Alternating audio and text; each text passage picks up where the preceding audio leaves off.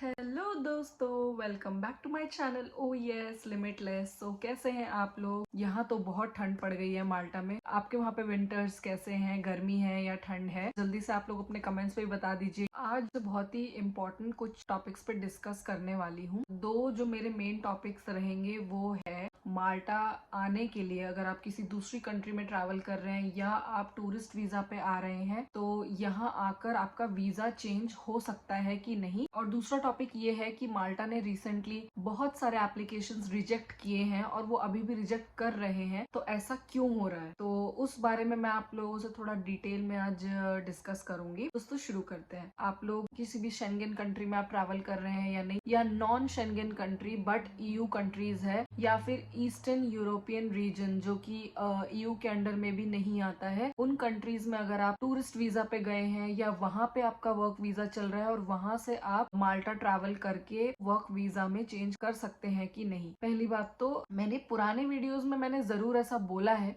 यहाँ आके आप अपना वीजा जो है वो चेंज कर सकते हैं, लेकिन अभी ऐसा पॉसिबल नहीं है। क्योंकि एक तो रीजन ये है कि माल्टा गवर्नमेंट अभी बहुत ज्यादा स्ट्रिक्ट हो गई है वीजा एप्लीकेशंस को लेके, स्पेशली जो वर्क वीजा पे माल्टा आना चाहते हैं। आप लोगों को बहुत लोग बोल रहे होंगे कि हाँ यहाँ आके चेंज हो जाता है, या आपको जस्ट किसी भी तरह माल्टा एंटर करना है और आपका वीजा यहाँ पे अप्लाई हो जाएगा और चेंज हो जाएगा। लेकिन स्टार्टिंग फ्रॉम जनवरी 2024 में रूल्स चेंज हुए थे, उसके बाद से ये बिल्कुल पॉसिबल नहीं है। अगर कोई कर पा रहा है, बहुत एक्सेप्शनल केसेस है जहाँ पे पॉसिबल हो जाता है या वीजा कन्वर्ट हो जाता है, बट मैक्सिमम केसेस में नहीं होता है। तो अगर आपका जो एजेंट है बोल रहा है कि आप अजरबैजान चले जाइए या इस्तांबुल या फिर किसी भी शेंगेन कंट्री में, नॉन यूरोपियन कंट्री में आपका वहाँ वीजा लग रहा है और वहां से आप सोच रहे हैं कि यहाँ आके आप चेंज करेंगे, तो पॉसिबल नहीं है। हाँ, आप ये कर सकते हैं कि वो सब कंट्रीज में आप एंटर कर लीजिए, वहां से आप माल्टा घूमने के लिए आपका मोस्ट प्रोबेबली टूरिस्ट वीजा ही लगेगा, तो आप एंटर तो कर सकते हैं। आप एम्प्लॉयर ढूंढ सकते हैं, एम्प्लॉयर आपके लिए अप्लाई भी कर सकता है, लेकिन वर्क परमिट आने में तो टाइम लगेगा। आई डोंट थिंक सो कि आप माल्टा में जब तक है आपका वो टाइम फ्रेम इनफ होगा कि आप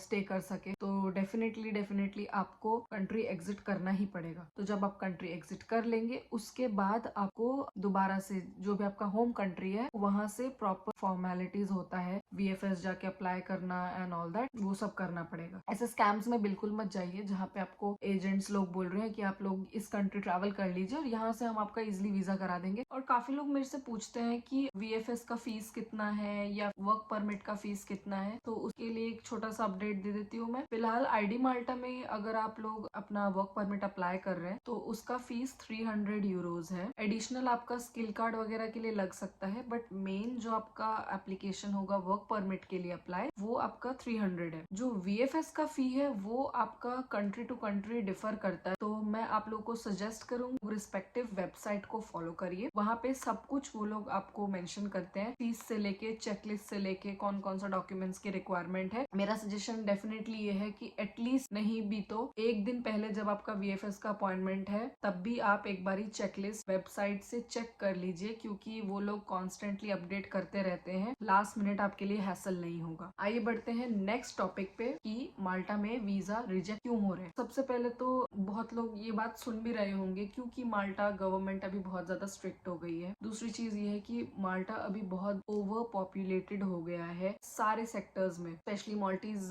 नेशनल्स को ऐसा लगता भी है। यहाँ पे माल्टीज पॉपुलेशन से ज्यादा फॉरेन नेशनल्स है, और यही रीजन है कि रिसेंटली हमारे कंट्री में इलेक्शंस हुए थे एंड कुछ इंटरनल इलेक्शंस चल भी रहे हैं। जब भी जिस कंट्री में इलेक्शंस होते हैं तो कुछ ना कुछ चेंजेस आते रहते हैं, कि माल्टा में भी ये टॉपिक बहुत ज्यादा लाइट में आ गया। इसकी वजह से जो एप्लीकेशंस है वो बहुत ज्यादा स्ट्रिक्ट चेक के बाद ही अप्रूव हो रहे हैं। ऐसा नहीं है कि सारे ही एप्लीकेशंस वो लोग रिजेक्ट कर रहे हैं, बट पहले जो होता था कि अगर आपके सारे रेलेवेंट डॉक्यूमेंट्स अपडेटेड है तो वो लोग अप्रूव कर देते थे, लेकिन अभी ऐसा नहीं है। वो लोग अभी ये भी चेक कर रहे हैं कि जिस पोजीशन के लिए आपने अप्लाई किया है वहाँ पे एक्चुअली में रिक्वायरमेंट है या नहीं। इसका कैंडिडेट से कोई लेना देना नहीं है, क्योंकि कैंडिडेट तो नॉर्मल अप्लाई कर रहा है। वो लोग ये चीजें चेक करते हैं through Jobs Plus. Jobs Plus एक another second level of checking agency है यहाँ जो फॉरेन नेशनल्स के लिए या फिर किसी नेशनल्स के लिए जॉब रिलेटेड जो भी इश्यूज हैं उनको एक सेकंड सिक्योरिटी प्रोवाइड करता है। तो वो लोग ये सब चीजें चेक करते हैं और वो लोग एक्चुअली एम्प्लॉयर या फिर एजेंट जो आपका अप्लाई कर रहे हैं उनका बैकग्राउंड चेक करते हैं या उनका एक्चुअली में रिक्वायरमेंट है या नहीं कंपनीज में जिसके थ्रू उन्होंने आप लोगों का एप्लीकेशन अप्लाई किया है, वो चीजें वो चेक करते हैं। अगर एम्प्लॉयर इन सारे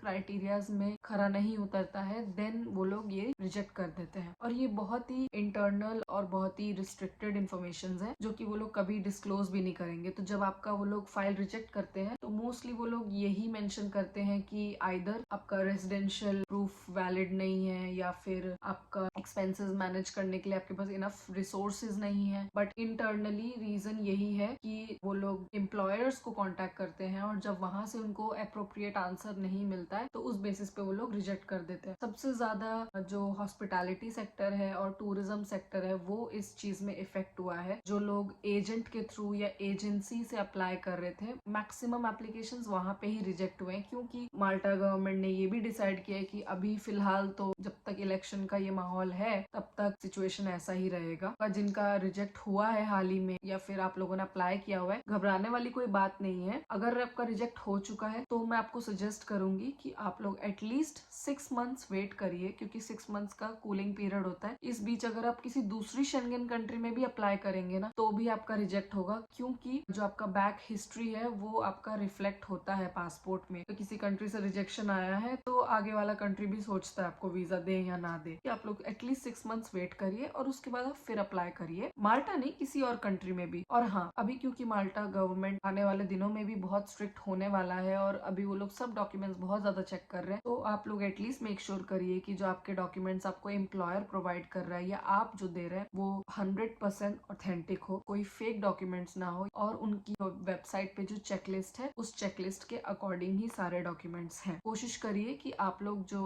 डॉक्यूमेंट्स है, आपका जो एप्लीकेशन है वो डायरेक्ट एम्प्लॉयर के थ्रू है क्योंकि एजेंट के साथ अगर आप फाइल लगा रहे हैं तो मैक्सिमम चांसेस है कि आप लोग का रिजेक्ट हो सकता है फाइल। अगर आपका एजेंट भी अप्लाई कर रहा है आपके लिए तो उसको ये बोलिए कि एम्प्लॉयर से डायरेक्ट अप्लाई करवाइए, एजेंसी का नाम डाल के आपका अप्लाई ना करे। और हाँ, अभी एप्लीकेशन प्रोसेस होने में बहुत टाइम लग रहा है। पहले 2-3 महीने में हो जाता था लेकिन अभी बहुत टाइम लग रहा है, 7-8 महीने भी लग रहे हैं। अगर आपका वर्क परमिट में टाइम नहीं लग रहा है, अगर आपको 1-2 महीने में मिल गया, इसकी कोई गारंटी नहीं है कि आपका VFS में आपको 15-20 दिन में आपको पासपोर्ट मिल जाएगा। वहां पे भी आपको 3 महीना 4 महीना भी रुकना पड़ सकता है क्योंकि हाल ही में ऐसा हो रहा है। फॉलो अप ईमेल भेज सकते हैं VFS को भी या ID माल्टा को, या आप VFS जाके आप चेक भी कर सकते हैं। सो दोस्तों, आज के लिए इतना ही था। अगर आप लोगों को कोई डाउट्स है या कोई क्वेश्चंस है जो आप मुझसे पूछना चाहते हैं कि मेरे कमेंट्स बॉक्स पे आप जरूर मेंशन करिए। आप लोग मुझसे सोशल मीडिया पे भी कनेक्ट हो सकते हैं, मैं लिंक डिस्क्रिप्शन पे डाल दूँ। एंड मेरे चैनल के साथ बने रहिए। अगर आप न्यू हैं तो जरूर सब्सक्राइब कर लीजिए। Keep watching and don't forget to like, share and subscribe. Keep saying oh yes to limitless. Bye.